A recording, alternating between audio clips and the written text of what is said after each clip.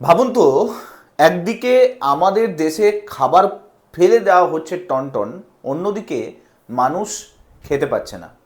এটা কোনো গল্প না।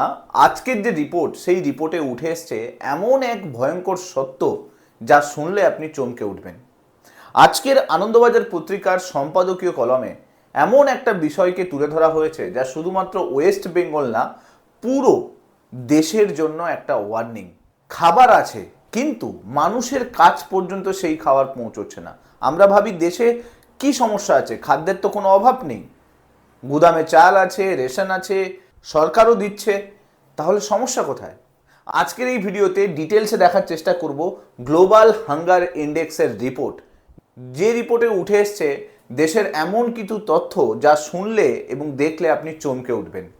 তার সঙ্গে সঙ্গে এই ভিডিওতেই ডিসকাস করব পশ্চিমবঙ্গের বর্তমান পরিস্থিতি কি রয়েছে, আপনি সেফ আছেন কিনা, আপনার ভবিষ্যৎ কি হতে চলেছে, সমস্ত কিছু ডিটেলস এই ভিডিওটার মধ্যে থাকবে। ভিডিওটা ভালো লাগলে মাস্ট লাইক করে দেবেন, চ্যানেলটাতে নতুন হয়ে থাকলে সাবস্ক্রাইব করে নেবেন এবং মাস্ট এই ভিডিওগুলোকে শেয়ার করতে ভুলবেন না। তো চলুন শুরু করা যাক। দেখুন, রিসেন্টলি রিপোর্ট এসছে যে পুরো ওয়ার্ল্ডের মধ্যে যেখানে কনফ্লিক্ট হচ্ছে, যেখানে দেশের মধ্যে যুদ্ধ চলছে, সেই যুদ্ধপ্রবণ দেশগুলোতে প্রচুর পরিমাণে হাঙ্গার ক্রাইসিস চলছে। গ্লোবালি যদি দেখি আমরা, প্রত্যেক বছর 1.05 বিলিয়ন টনস ফুডকে কিন্তু আমরা ওয়েস্ট করি, অথচ দেশের মধ্যে পরিস্থিতি দেখুন, 318 মিলিয়ন এরকম মানুষ আছে যারা ঠিকমতো করে খেতেও পায় না, যাদের কপালে দিন রাত্রি একটু ঠিকমতো করে খাওয়ার জোটে না। গ্লোবাল হাঙ্গার ইন্ডেক্সের রিপোর্ট অনুযায়ী পাকিস্তান এরকম একটা দেশ, যে দেশটি রিসেন্টলি যে গ্লোবাল হাঙ্গার ইন্ডেক্সের রিপোর্ট বেরিয়েছে সেখানে কিন্তু টপ 10 দেশগুলোর মধ্যে একটা দেশ রয়েছে। প্রচুর পরিমাণে হাঙ্গার ক্রাইসিস চলছে পাকিস্তানে, কারণ জিনিসপত্রের যে মূল্য বৃদ্ধি সেটা কিন্তু প্রচুর পরিমাণে হয়ে গেছে। এবার আসি ইন্ডিয়ার ব্যাপারটা সম্বন্ধে জানবো যে ইন্ডিয়া কোন জায়গায় রয়েছে। তার আগে আমাদেরকে বুঝতে হবে যে এই ইন্ডেক্সটাকে কিভাবে তৈরি করা হয়। মানে কোনো একটা দেশে প্রচুর পরিমাণে ক্ষুধার্ত মানুষের সংখ্যা বেশি আছে, সেটা বুঝবো কি করে? দেখুন, তার জন্য কয়েকটা ইন্ডিকেটর দেওয়া আছে। প্রথম কথা, সেখানে আন্ডার নারিশমেন্ট প্রচুর পরিমাণে থাকবে, অর্থাৎ হেলথ ঠিকমতো করে থাকবে না, শরীর ঠিকমতো নেই, প্রচুর পরিমাণে ক্ষুধার্ত মানুষ এখানে প্রচুর থাকবে। চাইল্ড স্টান্টিং, ছোট ছোট শিশুরা, তারা প্রচুর পরিমাণে ম্যালনিউট্রিশন থাকবে তাদের মধ্যে।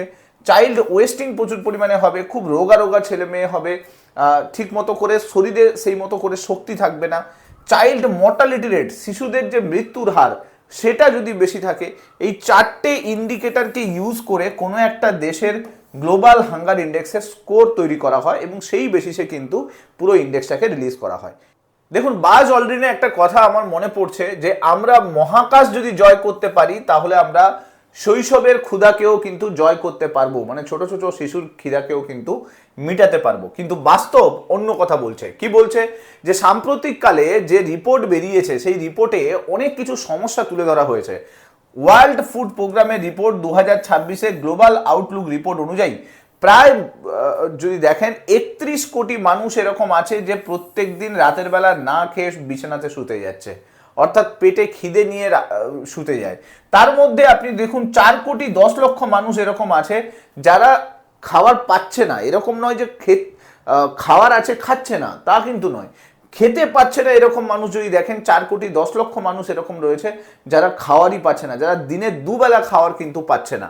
ভারত যদি দেখেন, ভারত কৃষি প্রধান দেশ, আমরা জানি আমাদের দেশে সব থেকে বেশি আমরা এগ্রিকালচার প্রোডাকশন করে থাকি। যদি আপনারা গ্লোবাল হাঙ্গার ইন্ডেক্সের রিপোর্ট দেখেন, 2025 সালে ভারতের র্যাঙ্ক ছিল কিন্তু 123টি দেশের মধ্যে 102 নম্বর র্যাঙ্ক ভারতের রয়েছে। বুঝতেই পারছেন, খুব, যদিও ভারত অনেক বেশি ইমপ্রুভ করেছে, কিন্তু আপনি যদি ভারতের স্কোর দেখেন সেটা হচ্ছে 25.8 হচ্ছে ভারতের স্কোর রয়েছে। ভারতের স্কোর এইটা বোঝাচ্ছে যে ভারতে এখনো পর্যন্ত যদি দেখেন হাঙ্গার প্রবলেম কিন্তু রয়েছে।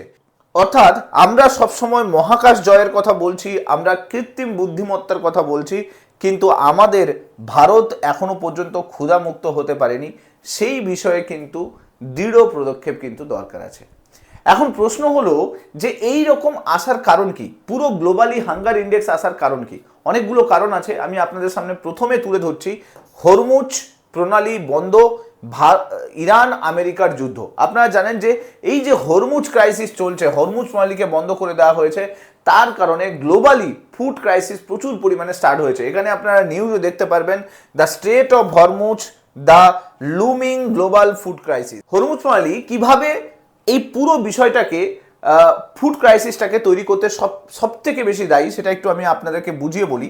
দেখুন, এইখানে যে সমস্ত দেশগুলো আপনি দেখতে পাচ্ছেন, এই দেশগুলো সব থেকে বেশি ক্রুড অয়েল প্রোডাকশন করে এবং এই ক্রুড অয়েল হরমুজ প্রণালী হয়ে ভারতে পৌঁছয়। এবার একটা অয়েল রিফাইনারি থেকে শুধুমাত্র ক্রুড অয়েল পাওয়া যায় না, তার সঙ্গে সঙ্গে প্রচুর পরিমাণে পেট্রোলিয়াম প্রোডাক্টস পাওয়া যায়। সেই পেট্রোলিয়াম প্রোডাক্টসগুলোর মধ্যে একটা প্রোডাক্ট হচ্ছে ফার্টিলাইজার। সেই ফার্টিলাইজার তৈরি করতে, মানে সার তৈরি করতে, জমির সার তৈরি করতে যে র মেটেরিয়ালস লাগে, সেই র মেটেরিয়ালস কিন্তু এই পেট্রোলিয়াম প্রোডাকশন থেকে কিন্তু পাওয়া যায়। সেই পেট্রোলিয়াম প্রোডাক্ট এখন কিন্তু সম্পূর্ণভাবে বন্ধ আছে, কারণ এই হরমুজ প্রণালী বন্ধ আছে। সো হরমুজ প্রণালী বন্ধ থাকার কারণে কোনো পেট্রোলিয়াম প্রোডাক্ট এই মুহূর্তে ভারতে আসছে না। আপনি যদি দেখেন লাস্ট কয়েকদিনে ফার্টিলাইজারের দাম সেটা কিন্তু যথেষ্ট বেড়ে গেছে।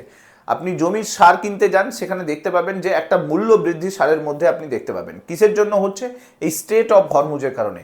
এটা শুধুমাত্র যে ইন্ডিয়াতে হচ্ছে তা নয়, গ্লোবালি যদি দেখেন এই পুরো বিষয়টা কিন্তু একটা প্রভাব আসছে। ইন্ডিয়া যেহেতু এগ্রিকালচার প্রোডাকশন স্টেট, সো তাই জন্য ইন্ডিয়াতে এর সব থেকে বেশি ইম্প্যাক্ট আসছে এবং যার কারণে পুরো ভারত জুড়ে একটা বড় সড়ো হাঙ্গার ইস্যু কিন্তু স্টার্ট হতে চলেছে। এবার যদি দেখি, শুধুমাত্র কি স্ট্রেট অফ হরমুজ কি একটা পয়েন্ট, না আর কোনো পয়েন্ট আছে? দেখুন, আপনারা কিছুদিন আগে ইসরায়েলের ঘটনা শুনেছেন নিশ্চয়ই। ইসরায়েলের গাজা প্রভিন্সে যে অ্যাটাক হয়েছিল, প্রচুর পরিমাণে মানুষ হচ্ছে তার নিজের ঘরবাড়িকে হারিয়েছিল এবং ক্ষুধার্ত মানুষ, ত্রাণের জন্য হাহাকার অবস্থা।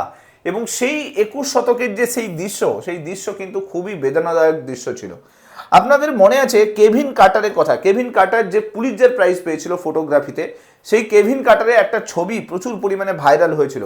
আপনারা দেখেছেন নিশ্চয়ই, সুদানের সেই দীর্ঘ যে সিভিল ওয়ার হয়েছিল, গৃহযুদ্ধ হয়েছিল, সেই সময় একটা ছবি যেখানে একটা অনাহারে মৃতপ্রায় একটা শিশু হচ্ছে পড়ে রয়েছে আর তাকে খাওয়ার জন্য একটা শকুন ওয়েট করে বসে আছে। সো সেই দৃশ্য পুরো বিশ্বকে কিন্তু চমকে দিয়েছিল বলতে পারেন। তো সেই যে সেই সিচুয়েশন আমরা আস্তে আস্তে কিন্তু এগোচ্ছি, আমরা ওই সিচুয়েশনের দিকেই কিন্তু এগোচ্ছি। কারণ যুদ্ধ কন্টিনিউয়াসলি চলছে, ইরানের যুদ্ধ, হরমুজ প্রণালী দীর্ঘ অবরোধ কয়েকদিন ধরেই, কয়েক মাস ধরে চলছে। তো এর ফলে সমস্ত দেশগুলোতে পোভার্টি রেট যথেষ্ট বেশি, দরিদ্রতা যথেষ্ট বেশি, সেই দেশে কিন্তু আগামী দিনে খাদ্য নিরাপত্তা একটা বড় সমস্যা হয়ে দাঁড়াবে। এবার আসি, শুধুমাত্র এইটুকু সমস্যা নয়, এই যে যুদ্ধ হচ্ছে, এই যে আমরা দেখতে পাচ্ছি বিভিন্ন জায়গাতে সিভিল ওয়ার হচ্ছে, এই যে আমরা বিভিন্ন সময় গাছ কেটে দিচ্ছি, পলিউশন করছি, এগুলোর কারণে কি হচ্ছে? ক্লাইমেট চেঞ্জ হচ্ছে, জলবায়ু পরিবর্তন হচ্ছে, প্রচুর পরিমাণে বৃষ্টি হচ্ছে, যে বৃষ্টি কখনো থামছে না, যার কারণে সমস্ত যে চাষবাস সেগুলো নষ্ট হয়ে যাচ্ছে। আবার কখনো কখনো এরকম হচ্ছে কোনো বৃষ্টিই হচ্ছে না, সেই বৃষ্টি না হওয়ার কারণে সমস্ত চাষবাস যেগুলো আছে সেগুলো সব শুকিয়ে শেষ হয়ে যাচ্ছে। আবার আপনি কখনো কখনো দেখবেন যে কোথাও কোনো কিছু নেই, হঠাৎ করে এত ঝড় হচ্ছে, সেই ঝড়ের কারণে সমস্ত কিছু ধ্বংস হয়ে যাচ্ছে। তো এর মেন কারণ হচ্ছে, আপনারা জানেন যে পরিবেশ দূষণ। এই পরিবেশ দূষণ যদি আমরা বন্ধ করতে না পারি, তাহলে কিন্তু আমাদের এইগুলো সামনাসামনি কিন্তু হতে হবে। আর প্রচুর পরিমাণে বিশ্ব উষ্ণায়ন সেটা কিন্তু বাড়ছে। আপনারা যদি দেখেন গত কয়েক সপ্তাহে যে হারে টেম্পারেচার বাড়ছে, সেই টেম্পারেচার কিন্তু আমাদের পরিবেশের জন্য যথেষ্ট ভালো নয়, আমাদের চাষবাসের জন্য যথেষ্ট ভালো নয়। তো ইন্ডিয়াতে ফিউচারে কিন্তু ফুড ইনসিকিউরিটি তৈরি হতে পারে। এবার এটা আমি ইন্ডিয়ার কথা আপনাদের সামনে তুলে ধরলাম। এবার আসি পশ্চিমবঙ্গের কথা। দেখুন, পশ্চিমবঙ্গে আমরা জানি অলরেডি কিন্তু আমরা অনেকবার দুর্ভিক্ষের সামনাসামনি কিন্তু হয়েছি, বেঙ্গল ফেমাইন কিন্তু হয়েছে। এবার পশ্চিমবঙ্গের পরিস্থিতি যদি দেখি, পশ্চিমবঙ্গে দেখুন সাম্প্রতিক সময়ে, মানে গত কয়েক দশকের থেকে এখনের যদি তুলনা করি তাহলে কিন্তু কমেছে, কিন্তু এখনো পর্যন্ত পশ্চিমবঙ্গে প্রচুর পরিমাণে ফুড ক্রাইসিস আছে। কিভাবে? দেখুন, 2004-05 সালে এই পশ্চিমবঙ্গে ফুড ক্রাইসিসের রেট ছিল প্রায় 32.2%। মানে কি, অর্থাৎ 100 জনের মধ্যে 32 জন এরকম ছিল যারা ঠিক মতো করে খেতে পেত না। কিন্তু 2011-12 সালে এইটা ইমপ্রুভ হয়ে এসে 20.1%। তার মানে 100 জনের মধ্যে 20 জন এরকম রয়েছে যারা এখনো পর্যন্ত ঠিক মতো করে খেতে পায় না। কিন্তু প্রেজেন্ট রেট যদি দেখেন, এটা আরও কিন্তু বেড়েছে, অর্থাৎ 20% থেকে এটা 25%-এর কাছাকাছি কিন্তু গেছে। কারণ দিন যত এগিয়েছে, ক্লাইমেট চেঞ্জ প্রচুর পরিমাণে হচ্ছে, ফুড ক্রাইসিসের সামনাসামনি আমরা প্রচুর পরিমাণে হচ্ছি। তো এই যে সমস্যা, এই সমস্যা কিন্তু এখনো পর্যন্ত রয়ে গেছে। পশ্চিমবঙ্গের বর্তমান যদি আপনি দেখেন, এই মুহূর্তে ফুড ইনসিকিউরিটি সমস্যার মধ্যে রয়েছে 62.9% হাউস হোল্ড। মানে বুঝতে পারছেন, প্রত্যেক 100টা ঘরের মধ্যে 62টা ঘর এরকম পেয়ে যাবেন যারা কিন্তু রীতিমতো খাদ্যের সমস্যার মধ্যে ভুগছে, যারা দিনে দুবেলা ঠিক মতো করে খেতে পাচ্ছে না। আবার এরকম বাড়িও পেয়ে যাবেন যেখানে অঢেল খাওয়ার দাওয়ার এবং প্রচুর পরিমাণে নষ্ট হচ্ছে। ঠিক আছে, সো যারা খেতে পাচ্ছে না তাদের কারণে কি হচ্ছে, স্বাস্থ্যে প্রচন্ড পরিমাণে ঝুঁকি আসছে। খাওয়ার পেটে না থাকলে শিক্ষাতে কিছু আসবে না, তো শিক্ষাতে প্রচুর পরিমাণে প্রভাব পড়ছে। আপনারা যদি দেখেন, ইকোনমিক ডেভেলপমেন্ট পশ্চিমবঙ্গ কিন্তু অনেকটা পিছিয়ে গেছে লাস্ট কয়েক বছরে। তো এখান থেকে স্পষ্ট বোঝা যাচ্ছে যে পশ্চিমবঙ্গ কিন্তু প্রচুর পরিমাণে ফুড ক্রাইসিসের সামনাসামনি হচ্ছে। এবার যদি ওয়েস্ট বেঙ্গলের ওভারঅল নিউট্রিশনাল ইস্যু যদি দেখেন, 54% এরকম শিশু আছে যারা অ্যানিমিক রয়েছে, রক্তাল্পতা রয়েছে, শরীরে রক্ত নেই ঠিক মতো করে। আপনারা যদি দেখেন, অনেক নারী পুরুষ এরকম পেয়ে যাবেন যারা আন্ডার ওয়েট আছে, ঠিক মতো করে খেতে পারছে না। বিশেষ করে আপনি যদি কলকাতার কোনো স্লাম এরিয়াতে চলে যান, তাহলে কিন্তু আপনি এই ম্যাল নিউট্রিশন বা আন্ডার নিউট্রিশনের ব্যাপারটা কিন্তু বুঝতে পারবেন। এরপরে যদি ওয়েস্ট বেঙ্গলের ইনকাম ইনইকুয়ালিটি দেখি, এটা কিন্তু যথেষ্ট হাই রয়েছে। এখন অনেক মানুষ এখনো রয়েছে যেগুলো হচ্ছে পভার্টি লাইনের নিচে রয়েছে, অর্থাৎ এরকম বহু মানুষ আছে যারা দিনে দুবেলা ঠিকমতো করে ইনকাম করতে পারছে না। স্টাডি বা রিপোর্ট বলছে যে এই যে ইনকাম গ্যাপ, সেটা কিন্তু ফুড অ্যাক্সেসের যে পরিমাণ সেটা কিন্তু কমাচ্ছে।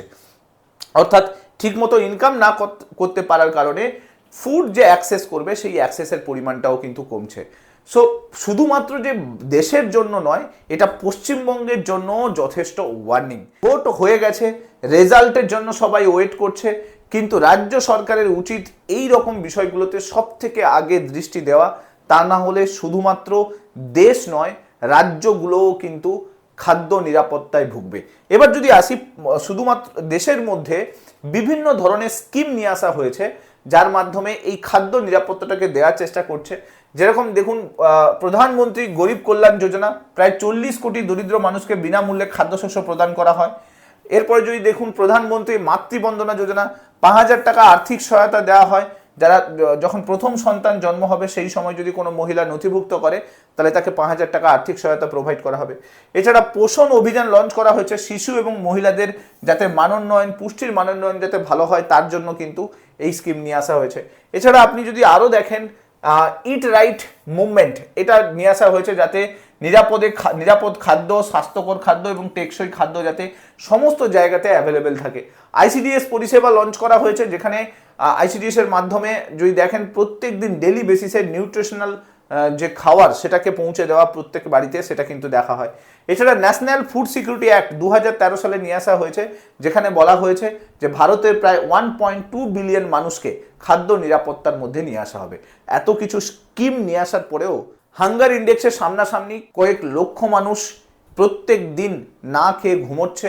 আমাদের উচিত এই সমস্ত স্কিমগুলোকে শুধুমাত্র খাতায় কলমে না রেখে উচিত মানুষের কাছ পর্যন্ত পৌঁছে দেওয়া, গ্রাউন্ড লেভেল পর্যন্ত পৌঁছে দেওয়া। কারণ ম্যাক্সিমাম এই সমস্ত স্কিমের যে বেনিফিট সেটা গ্রাউন্ড লেভেল পর্যন্ত পৌঁছয় না, যার জন্য মানুষ প্রচুর পরিমাণে ধীরে ধীরে সময়ের সঙ্গে সঙ্গে যদি দেখেন ম্যাল নিউট্রিয়েন্ট হচ্ছে এবং আন্ডারওয়েট হচ্ছে, এবং যার কারণে তার স্বাস্থ্যে ঝুঁকি আসছে। আর পশ্চিমবঙ্গ নয়, শুধুমাত্র পশ্চিমবঙ্গ নয়, দেশের জন্য আপনি যদি দেখেন এটা যথেষ্ট বড় একটা কিন্তু সমস্যার বিষয়। কারণ স্বাস্থ্য খাতে আমাদের প্রচুর টাকা ভবিষ্যতে খরচা হতে পারে। সো আশা করছি পুরো ব্যাপারটা বোঝাতে পারলাম যে কি হচ্ছে, দেশ দুনিয়াতে কি চলছে, আপনি ভবিষ্যতে কি করতে পারেন, সমস্ত কিছু ডিটেলসে থাকলো। ভিডিওটা ভালো লাগলে মাস্ট লাইক করে দেবেন, চ্যানেলটাতে নতুন হয়ে থাকলে সাবস্ক্রাইব করে নেবেন এবং মাস্ট এই ভিডিওগুলোকে শেয়ার করতে ভুলবেন না। Thank you so much. Next ভিডিওতে আপনার সঙ্গে আবার দেখা হচ্ছে। Till then, bye by.